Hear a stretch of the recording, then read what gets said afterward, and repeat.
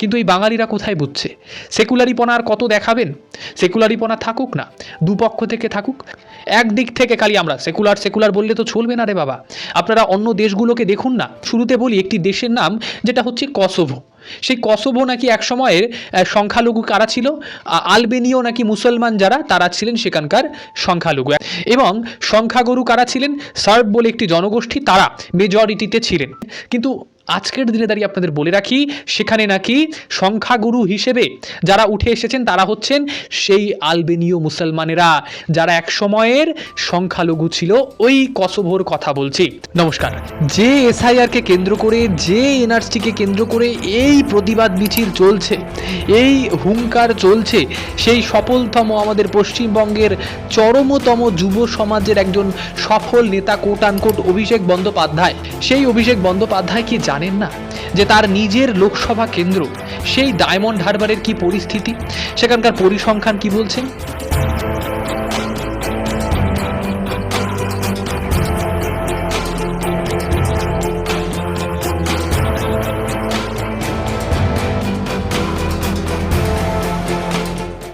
আসলে আপনাদের বলতে হয়, এই ডায়মন্ড হারবারে এক সময় কত ভোটার ছিল আর আজকের দিনে দাঁড়িয়ে কত ভোটার হয়েছে। যেভাবে ভোটারের সংখ্যা বেড়েছে, এই রকমভাবে ভোটারের সংখ্যা বাড়াটা ভীষণভাবে অস্বাভাবিক। কেন বলছি? সেখানে আবার হিন্দু মুসলিমের একটা বিশেষভাবে বিভাজন করতেই হবে। যতই আপনারা বলুন বিভাজনের রাজনীতি, এটা কোনো বিভাজনের রাজনীতি নয়। এখানে একেবারে তথ্য নির্ভর আপনাদের কাছে কিছু তথ্য রাখতে হচ্ছে, যেখানে স্পষ্টতই আপনাদের বলি যে আমরা যদি সেই ডায়মন্ড হারবার লোকসভা কেন্দ্রটি দেখি, 2002 সালের যদি জনসংখ্যা দেখি, সেখানে ছিল 10,54,000 জন মানুষ, ভোটার যারা ভোট দেন 10,54,000। কিন্তু ঠিক আজকের দিনে দাঁড়িয়ে এই সংখ্যাটা জানেন তো কত দাঁড়িয়েছে? শুনলে আপনারা অবাক হবেন, 19 লক্ষে এসে দাঁড়িয়েছে। প্রায় ডবল। প্রায় আপনাদের বলে রাখি 80% নাকি ভোটার বেড়ে গিয়েছে এই পার্টিকুলার একটি লোকসভা কেন্দ্রের ডায়মন্ড হারবারে। এখন অনেকে প্রশ্ন করতে পারেন, এতে অস্বাভাবিকতার কি আছে? অস্বাভাবিকতা কি আছে? আপনাদের শুরুতে বলি, এখানে যদি আমরা হিন্দু এবং মুসলিম দুটো ক্যাটাগরিতে ভাগ করে দিতে পারি, তবে দাঁড়িয়ে আপনারা বুঝতে পারবেন কেন এসআইআরের ভীষণভাবে প্রয়োজন রয়েছে এই পশ্চিমবঙ্গে। শুরুতে আপনাদের বলি, অতীতে যখন 2002 সাল ছিল, সেই সময় 7 লক্ষ ছিল সেখানকার হিন্দু পপুলেশন বলুন বা বলুন ভোটারের সংখ্যা, এবং মুসলিম ভোটারের সংখ্যা ছিল 3,40,000। এবার আপনাদের বলতে হচ্ছে, হিন্দু ভোটার ছিল 7 লক্ষ, কিন্তু বর্তমানে কত হয়েছে জানেন? 11 লক্ষ। মানে ওই ধরুন 4 লক্ষের মতো করে বেড়েছে। তো সেটা মুসলিমদের ক্ষেত্রে কত হতে পারে? ডবল।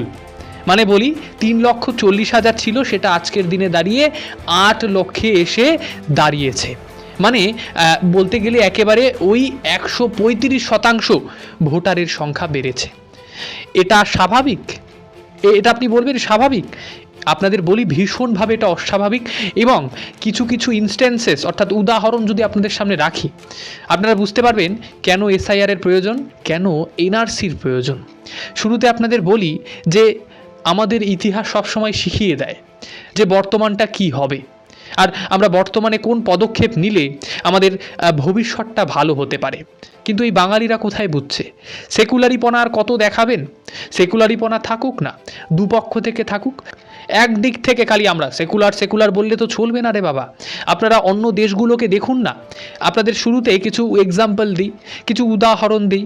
অনেকগুলো দেশের নাম বলে দেব যেখানে এই ধরনের ঘটনা ঘটেছে। কি ঘটেছে?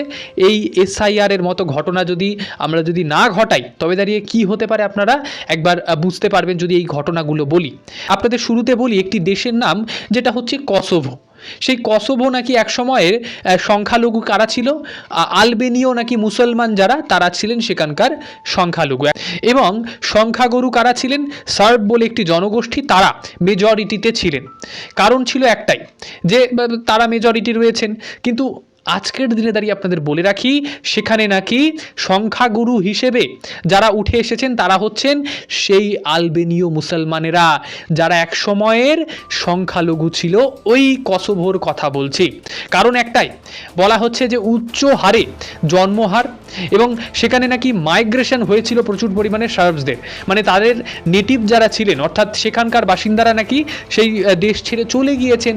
ফলস্বরূপ নতুন যারা ছিলেন সেখানে, সেই সংখ্যালঘু যারা আলবেনীয় মুসলমান, তাদের সংখ্যা ধীরে ধীরে বৃদ্ধি পেয়েছে 2008 সালে। ফলস্বরূপ কসোভো একটা স্বাধীন রাষ্ট্র হিসেবে নাকি উত্থান হলো এবং সেটা মুসলিম রাষ্ট্রই নাকি। এর পাশাপাশি সিঙ্গাপুরের আপনারা নাম শুনেছেন সকলেই হয়তো। সেই সিঙ্গাপুরে এক সময় ছিল মালায়রা। তো মালায়দের থেকে নাকি চীনারা যারা, তারা সেখানে বসবাস করতে শুরু করলেন। মানে আপনাদের বলতে চাইছি, মালায়রা ছিল এক সময়ের মূলত ওই মেজরিটি অর্থাৎ সংখ্যাগুরু, তারা সংখ্যালঘু হয়ে গেল, চীনারা হয়ে গেল সেইখানে সংখ্যাগুরু। এইরকম বহু দেশ আছে, সেখানে আপনাদের কতগুলো নাম বলতে পারি, যেমন ধরুন বাহামাস, সাউথ আফ্রিকা, হাওয়াই, ল্যাটভিয়া এবং ইস্টোনিয়া।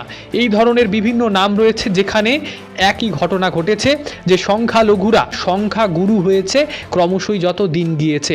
সুতরাং এটা দেখে কি ভারতের শিক্ষা হবে? মূলত পশ্চিমবঙ্গের কথাই বলছি, তাদের কি শিক্ষা হবে, আমাদের কি শিক্ষা হবে?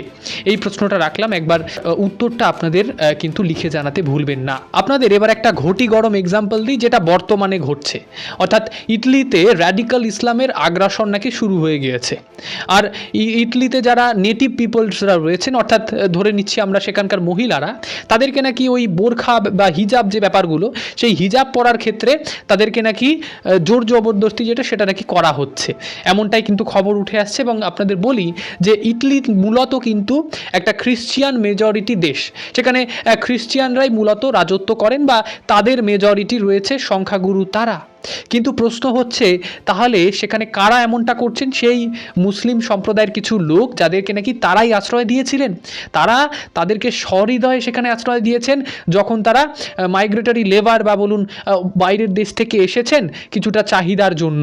তো সেই তারা নাকি আজকের দিনে দাঁড়িয়ে এই রকমভাবে আগ্রাসন, রীতিমতো একটা ঘটনা উঠে এসেছে যে চার্চে নাকি একজন পাদ্রীকে রীতিমতো প্রকাশ্যে হত্যা করা হয়েছে। তো এই ধরনের ঘটনা থেকে কি আমরা শিক্ষা নেব না? যদি একটা কথা সবসময় প্রযোজ্য, এক্সেপশন সব জায়গাতেই থাকে, সব মুসলমান এক হয় না। অনেক ভালো মুসলমান এবং যারা রীতিমতো আমাদের দেশের জন্য প্রাণ দিয়েছেন এবং অতীতেও দিয়েছেন, ভবিষ্যতেও দেবেন আমরা আশা রাখছি, তারা তো রয়েছেন। তারা রীতিমতো বর্ডারে রয়েছে। কেউ পশ্চিমবঙ্গের থেকে যারা ভারতীয় জাতীয়তাবাদী মুসলিম, তাদেরকে আমরা সবসময় জাতীয়তাবাদী অভিনন্দন কিন্তু জানাই। কিন্তু যারা রীতিমতো অনুপ্রবেশ করছেন, যেই রোহিঙ্গারা, তাদেরকে তো রীতিমতো বের করা উচিত। কারণ আপনারা জানেন এর ফলস্বরূপ আমাদের যে একটা ডেমোগ্রাফি রয়েছে, সেটা কিন্তু রীতিমতো ধীরে ধীরে বদলে যাবে। এবং এর ফলস্বরূপ এই যে ঘটনাগুলো কসোভোতে হয়েছে এবং এর পাশাপাশি বাহামাস, সাউথ আফ্রিকা, হাওয়াই, সেগুলো পশ্চিমবঙ্গ সহ ভারতবর্ষে হবে না। এটা কে এনশিওর করবে বলুন তো? যদি ইটলিতে এই ধরনের ঘটনা ঘটতে পারে, ভারতে কেন ঘটতে পারবে না? আর ইটলির বাসিন্দারা নাকি ভীষণভাবে মানবিক হয়, শান্তিপ্রিয় হয়, তাই তারা এর পাল্টা যে ব্যাপারগুলো রক্তারক্তি, সেগুলো নাকি সেখানে হচ্ছে না, হয় না।